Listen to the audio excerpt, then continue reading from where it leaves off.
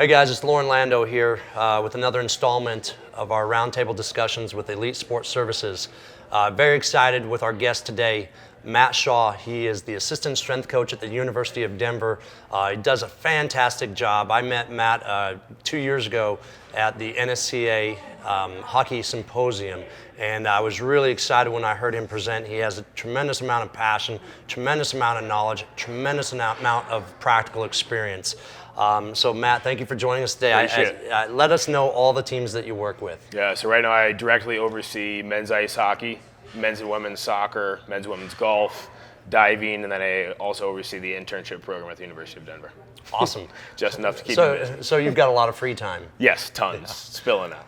Okay, so we'll dive into all of that in a little bit, Yep. but I want to find out what got Matt Shaw involved into sports performance enhancement work. How did you begin as an athlete? Yeah. I mean, it's funny, like growing up, I played water polo, swam, played lacrosse. So for me, it was trying to find first, I think, just an avenue for me to explore the collegiate side for athletic training, physical therapy. So originally started at Boston University and started pursuing both of those with an accelerated athletic training doctorate of physical therapy program. Very quickly realized that everything was reactive. We were waiting for injuries to happen to see people, and it was kind of like that niche right there where it's like, well, why do we have to wait? So I made the decision to change my major, went into health science, minored in human physiology, and then started exploring different options. I had a really great experience actually at an athletic club on the South Shore in Massachusetts, and I had an athletic director there that I was working under that pointed me in the route for strength and conditioning. She put me in touch at the time with a strength coach out of Boston University who was working with men's ice hockey, and that at the time was Mike Boyle. Mm-hmm. And so at 19, knocked on his door, got into an interview, and ended up getting my first internship within the field. And then every year after that, I basically spent every summer or every time that I had with other college strength and conditioning coaches. So, went over on the private side and worked with BU's Athletic Enhancement Center, working privately with youth to adult athletes. And then, that was kind of cool because it was integrated sports psychology with sports performance. Cool. And that was youth all the way up to adult athlete. Clientele, and then was over at Boston University with the rest of their sports besides ice hockey. Had a great experience kind of being exposed to a lot more variety. Then made my way over to Harvard down the road and got in during a summer internship and ended up volunteering a little bit past that. So I was with them for about 8 months, but primarily with football, men's and women's ice hockey, basketball, a lot of the teams that were represented there during the summertime and in the fall when it kind of coincided with my academic schedule. And then I was lucky enough to earn a graduate assistantship at Boston University. So started my GA position overseeing men's soccer, wrestling, and assisting with men's basketball and a few other sports, and then turned that into another internship in between my 2 GA position years. I went down to South Carolina with Fitz, with South Carolina football, and was down there, interned with him during the summertime, came back, finished up my GA position, and then at the end of it, ended up earning myself a full-time position at Boston University. Wow. So. Yes. Wow. So there's a couple things that really jumped out at me as you went on. First of all, like at 19, you're in front of Mike Boyle. Yeah. You obviously at 19 didn't know quite how special that was. Yeah, no idea. No idea. No idea. I'm sure Yep. everybody listening to this is like, wow, at 19 years of age, you had the want and the drive to get up in front of somebody that you didn't know anything about, and now you look at like how he's really helped shape our industry. What an amazing opportunity that you had at 19 Yeah. to learn from somebody, and I'm sure hold as a huge mentor currently. The other thing that really jumped out at me is how many times in that opening segment you talked about volunteering, you talked about interning, you talked about all these what we would consider free hours, but you saw it as an opportunity to learn and grow, and that's huge because I want to get into some conversations about interns later on about some of those things. I don't think the interns that I receive these days, they don't always understand that concept. It's like, how much do I make? I'm like, no. Do you know what field you got into? Yeah. So that's one thing I want to talk about. But man, that's hats off to you with everything you've done, and you've had a tremendous amount of success in the short amount of time at University of Denver. So great job there. Can you talk a little bit? You talked about the sports that you work with. Yeah. Just give us an idea. Right now, we're at the beginning of August. What are you ramping up for right now? Yeah. So actually, today was the first day of women's soccer's preseason. So ducked out quickly to make it over here. So right now I've had actually the entire men's soccer team here for 4 weeks, training. They do captain's practice in the nighttime, so they're playing on their own, doing their thing. And I work with them every single day, mid-afternoon. The women's team, we had individuals here all summer. And then obviously the closer we got to preseason, more and more kind of started arriving back. So they're full go now. I've had 100% of my divers here during the summertime. Got a couple of my golfers around, and then probably about 60 to 70% of men's ice hockey sticks around during the summertime as well. They fly in and out. I mean, they have to go to their NHL developmental camps or the traveling.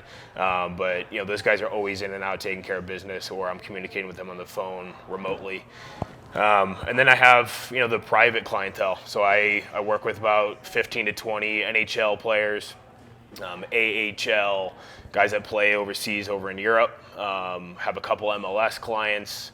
So the summertime is also a chance for us also to get alumni or local professionals also into our environment, take care of them in a setting where they know that, they're going to continue their development and, have a long-term career and attention to those details. Well, I think that's got to create a pretty cool environment. Yeah. One, having the professional athletes come in and the college athletes can see them and see that they're doing the same things that they're doing, and just seeing, it just creates further buy-in for you, obviously. Yeah. I know you have a tremendous amount of buy-in with your athletes, but that always helps. It always is like the icing on the cake. Yeah. Now, you have something unique coming up with your soccer programs, right? You guys have a little bit of a travel trip scheduled. Yeah. Can you explain a little bit of that, a little bit of high altitude training? Yeah. It's nice, obviously, to be in Denver and get exposed to altitude already here, but both teams have enough financial support through parent involvement and just the culture that they've built long term that every year that I've been here, we've traveled to Vail.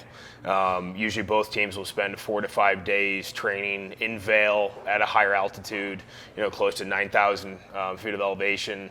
So it's an opportunity for our players to, one, get exposed to altitude in Denver, and then to increase that type of stress at a higher altitude for that 4 to 5 day period while they're doing 2-a-days, and just get that exposure before we kind of bring them back down and get into the nitty-gritty kind of true physical side of playing leading into games. In a weird way, I'm sure it serves as a nice team bonding, even though they've been training together. Just taking them out of their day in and day out element, taking them somewhere else. Tremendous amount of bonding, but an excitement as well. Even though they're going to be working hard, they're excited based on the environmental change. That's really cool that you guys are doing that with them. So let me ask you this. I like to always pick practitioners' brains. What type of things have you maybe adjusted, augmented in some of your training protocols recently? You and I were talking briefly before we went on camera. Can you talk a little bit about the triphasic side of things that you're implementing? Obviously, triphasic's work that Cal Dietz has really put out there. Yeah, I mean, in the last few years, I was lucky enough to, one, read the book and then immediately have a date planned with a hockey team traveling to Minnesota to sit down with Cal and talk to him about his book.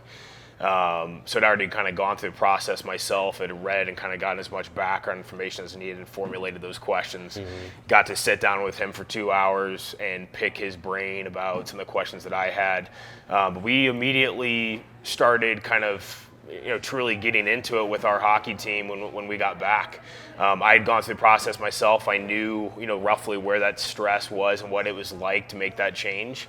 So we initially actually started with a 8 to 10 week research study conducted, through our department and mechanical engineering, using force plate testing protocols, and it was a multi-plane study, so looking at linear, lateral, transverse force production. And looking at some of those key factors like rate of force development, ground contact time, peak force, and just seeing how those things changed across triphasic training. So that's been probably the biggest change. But then we also have, I think, really great consultants that we use, and they impact what we do day to day because it improves our knowledge base. We have wonderful relationship with Dr. Nicholas Thudholm, who runs private basic chiropractic practice out of both Denver and in Boulder, and he primarily is a soccer expert and works a lot with triathletes. But he is a world-renowned expert when it comes to return to play protocols and kind of doing some unique strategies using some of the Gary Gray methods in terms of mobilization and creating, I think, a different approach to maybe some of the more standard approaches out there to get people back to really high performance over a shorter period of time down after an injury. Awesome. Yeah. And it's funny because when we were at the NSCA and I heard you Yeah. talk and present, you told me how you went and approached the engineering department, and Yeah. it wasn't something that was already a seamless relationship. You went and made that happen. Yeah. Can you walk me through a little bit of those steps of how you just approached them and said, here's Yeah. my idea, here's what I want to do, and how did they look at you? Were they excited? Were they like, what's this exercise guy talking about? Yeah, I mean, it was kind of interesting. Like we knew that there was a lab on campus, and the funny thing was that it was actually on the other side of athletic training. So we had the resources there, but no one at that point, and the predecessors had really kind of explored that option and really gotten into it. So it was as simple as shooting an email, setting up a meeting and really sitting down and just talking about, what they were currently doing, what really interested them in terms of their own projects and research that they had been doing for the last couple of years, and then developing a plan as to what we could do with that. Since that time, like I said, we were able to kind of initially start with the triphasic study and all those different performance indicators, but we've gotten a lot more specific. I mean, we've done a thoracic outlet syndrome research study and protocols used for prevention with swimming. We've done a joint ACL kind of long-term perspective study with women's soccer using a company called the ACL Tube. And so both of those projects, for us, are ways for our athletic trainers and sports medicine department, strength conditioning, mechanical engineering to get really involved on the front end. Yep. What can we do to help prevent, some of these larger reoccurring issues that most colleges go through, and what can we do to kind of make a change and to explore different options or different approaches to help prevent those things.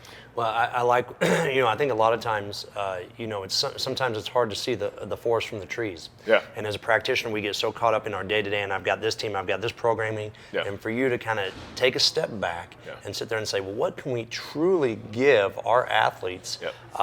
and thinking outside the box a little bit, and for you to connect and make that relationship where now it sounds like you guys are really working on some cool things Yeah. to ultimately help your athletes and help the on-field performance. Yeah. So you and I have had a couple chances to talk about it as well, and I know you're as passionate about it as I am, but it's the ACL prevention side of things. Tell me kind of your path or your history with that, because I know for myself, it wasn't something that innately drove me to it, but then you just start seeing these rashes of injuries, and then you'd see your athletes go through them, and you saw the emotional toll it took on them, and that's Yeah. when I know for me, I was like, we've got to get on the front end of this stuff. Kind of walk me down a little bit of that path that you've taken, and then some of the strategies that you implement that you feel help your athletes. Yeah, I mean, it was kind of funny. I think everyone has experience with ACLs, whether it's an incoming athlete or whether, it's unfortunate, but it happens within a sport. I think my first exposure was really like, taking over a team where there was a high incidence, and it was like, all right, what are the things that they're currently doing? Are there gaps and maybe some of the holes that we're just not addressing performance-wise or stress-wise to get them better at those mechanics or to improve, their deceleration rate. But the other thing with it was that there's so many different factors. You look at, you could have a completely strong, healthy individual, strongest person on a team, and they're stable and mechanically they're sound, but there's still other issues and other factors that come into play. And so we started kind of like looking into it, and for us, And I say that because every staff member that we've ever had has always been kind of keen, obviously, on decreasing ACL incidents. But it's creating opportunities. All right, if we have somebody, retroactively looking back on it, what can we do to make those adjustments? Looking at a programming, I think, as a whole, and that's the hard part, is taking a step back sometimes and really looking, saying, all right, well, what's the ratio between unilateral and bilateral work that we're doing? What is are we including multi-plane exercises? Are we getting outside of sagittal work and truly working into frontal and transverse plane movement? And then are we prepping athletes to handle deceleration within all of those different joint ranges of motion? I think one of the biggest benefits of me was getting our other assistant who's now moving on to Maryland, getting him in. He was a Gary Gray fellow, and had that experience with the applied functional science side. And I think he helped kind of take that knowledge base a little bit further. And so, how to drive function across every joint, whether it's isolated or, three-dimensional and standing, is really kind of gotten, I think, a lot more advanced in how we kind of go through that process, or even some of the approaches that we're taking. But I think the biggest things that we look at now are, one, looking at their foot, their ankle. Does their ankle actually have the range of motion and articulations that it should, or is it completely locked up and leading higher levels of stress into other joints, like around your hip, your low back, and then looking at your pelvis. Is it an athlete who's stuck in anterior pelvic tilt and has, inhibition in their glute, or, some of those other issues that have underlying functional, really big impact across an entire kinetic chain. Right. And then it's, training-wise, we expose them to the stress that they're going to see. Right. And I think that's where the gap sometimes happens is, we got to get outside of just one plane of motion and prep them for that. Absolutely, Yeah. and it's funny because you and I know we're both very passionate about it, but we haven't had extensive conversations on the subject matter, but I think we look through a very similar lens.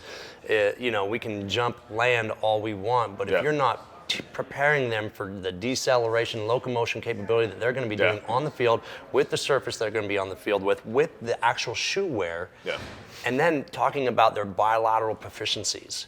We always talk about unilateral training in the weight room, but how bilaterally proficient are they at their capability of decelerating sagittally, frontal plane, transverse plane, all those different things.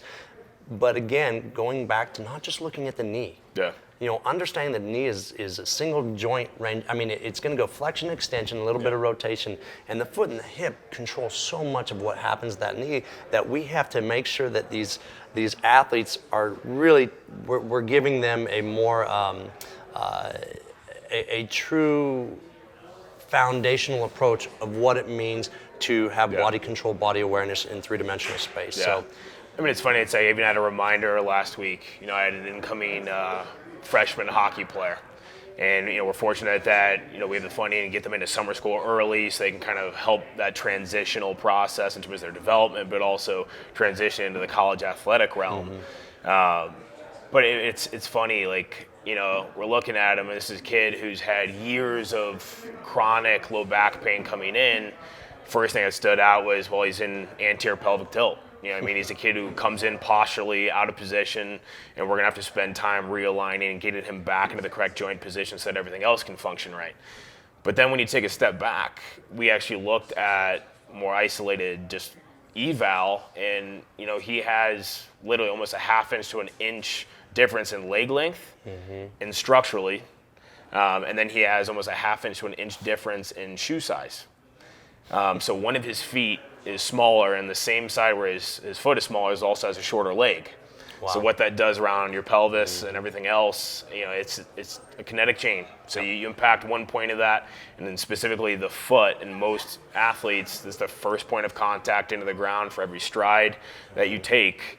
And you do that repeatedly, a couple hundred times in practice, in different planes of motion, it's going to cause stress somewhere else. Absolutely. Yeah. Well, that's great. So, and that's something that, like, a screen won't show you. Yeah. That's something where you have to actually watch this person go through, a series of warm-ups, multitude of movement patterns, and not just 6 exercises saying, yep, that's good, that's not. Yeah. So, and that's the intuitive eye, right? That I think some of my young coaches and my early on interns, they get frustrated on because they can't see that thing that you work intuitively on with the experience that you've had laid out in front of you to be able to look at something and say, you know what, certain things we're not going to be able to change, and we got to be okay with that. How do we take what this guy already has and make him optimal for him? Yeah.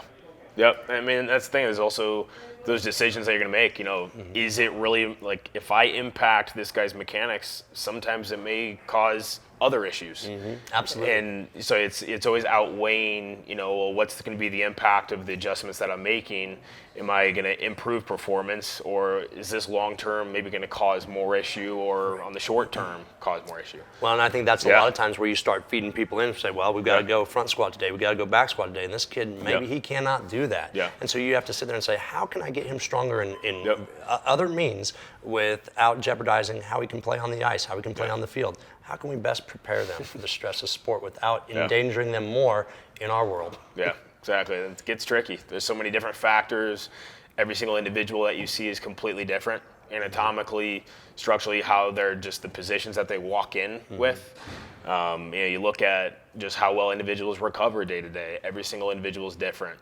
And, you know, just through experiences and through kind of your education, I think that's where you really start to kind of redefine how you approach the individual as well as what you do within a team setting.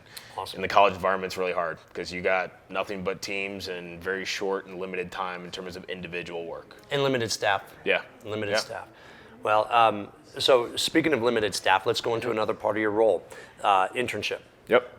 Walk me through a little bit of your process with your interns from kind of day one introductory, how you really get them into the system of DU athletics, and then really kind of some of the things you look for from an intern who you want to then transition into maybe an assistant coach or somebody that you would give a great reference for another coach around the country. Yeah, I mean, I think the first process for us is obviously just going through basic applications.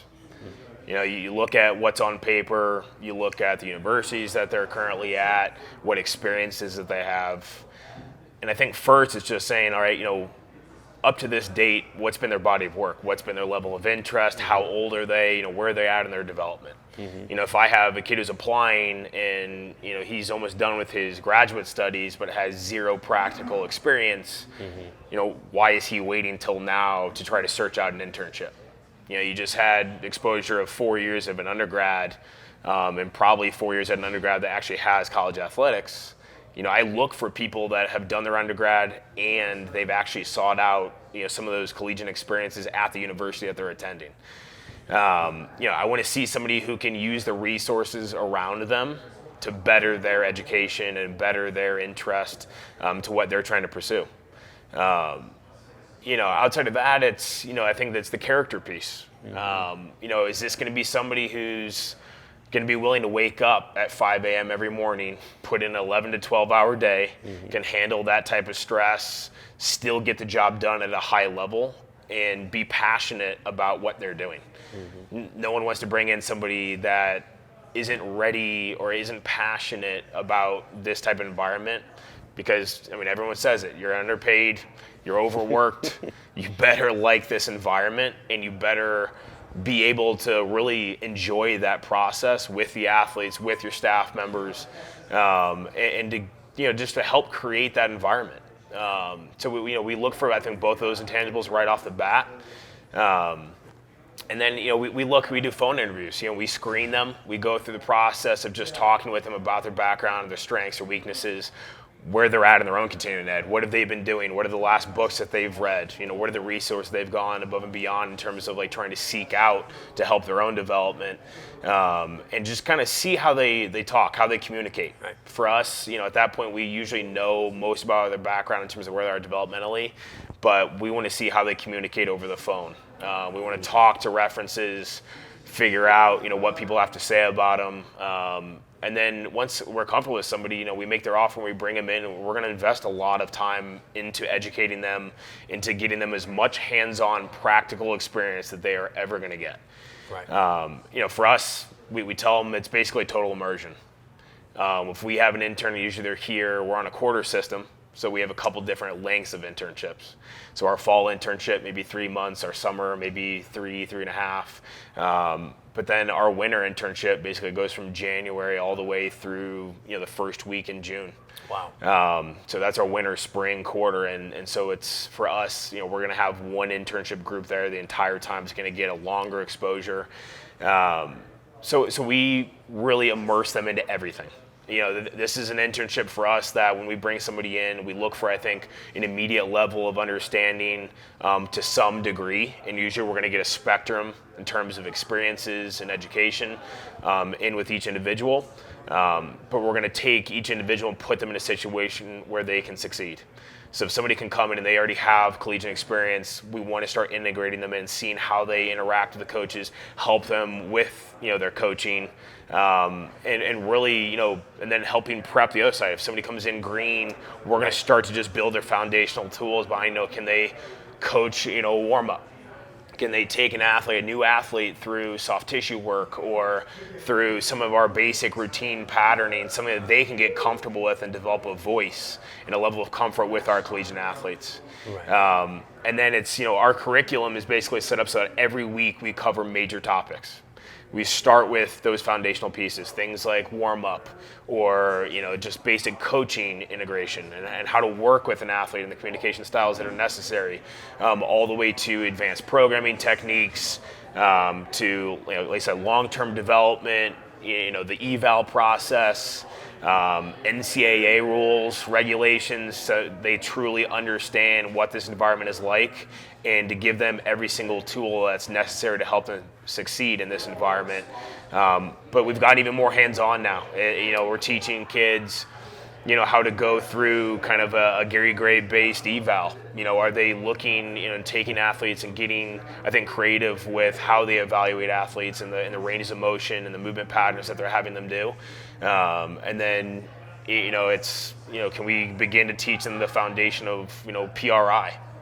And some of the postural restorations to work in just terms of like basic positioning of joints and kind of figure out what, can you assess where they're at, and then, what's the next step for that athlete.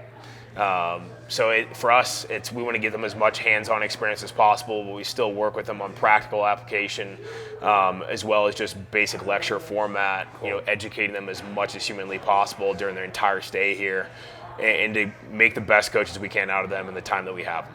Awesome. That is great. And it's refreshing to hear that much work is going on, going into building these individuals.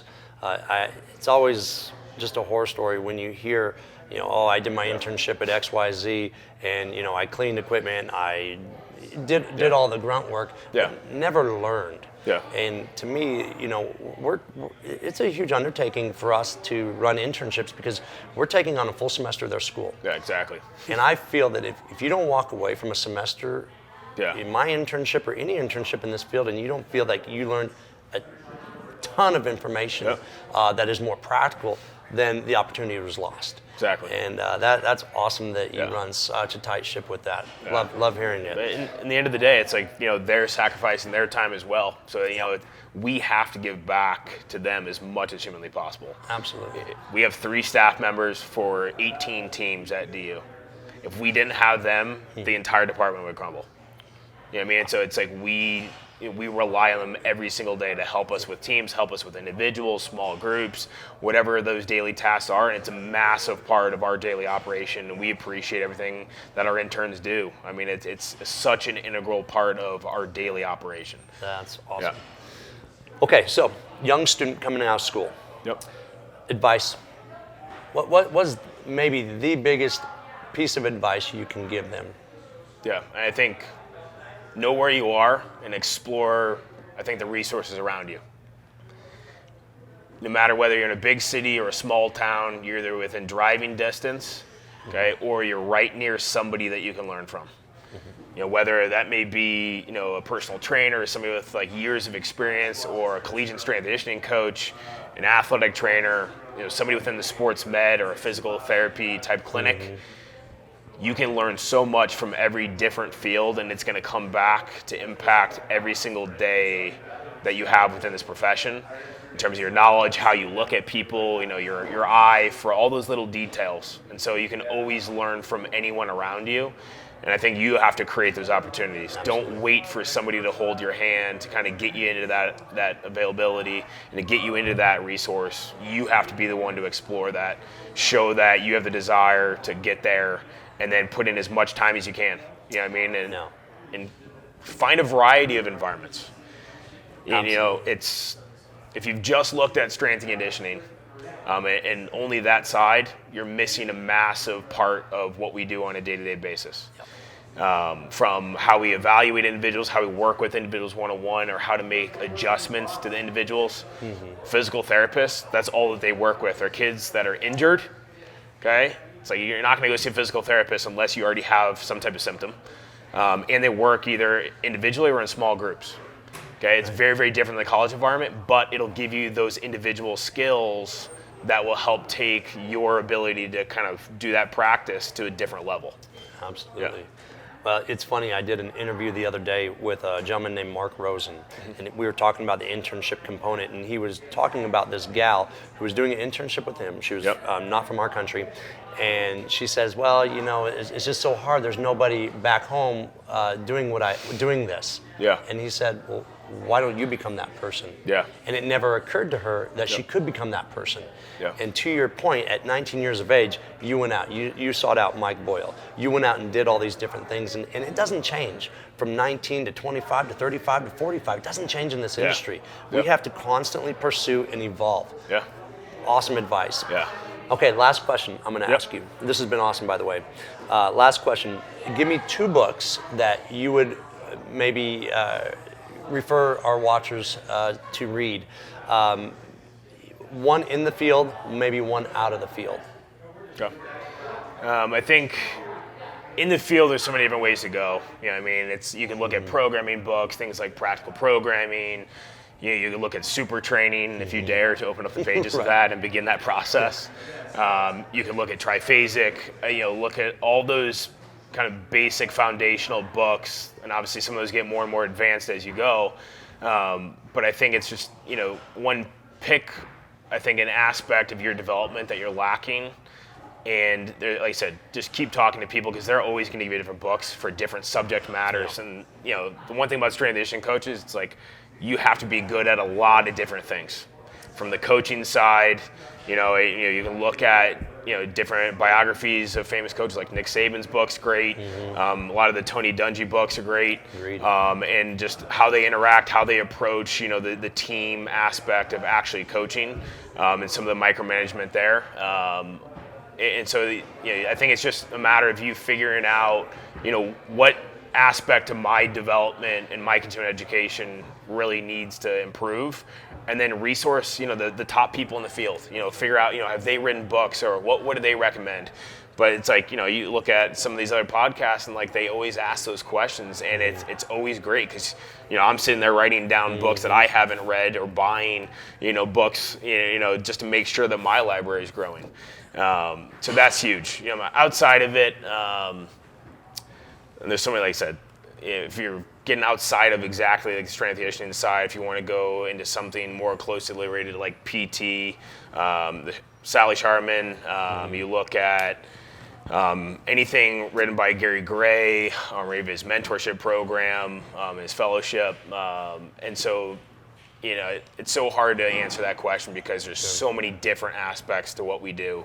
You look at soft tissue, like Kelly Starlett. It's such an easy read, and it's so practical about just basic things that we can do day to day.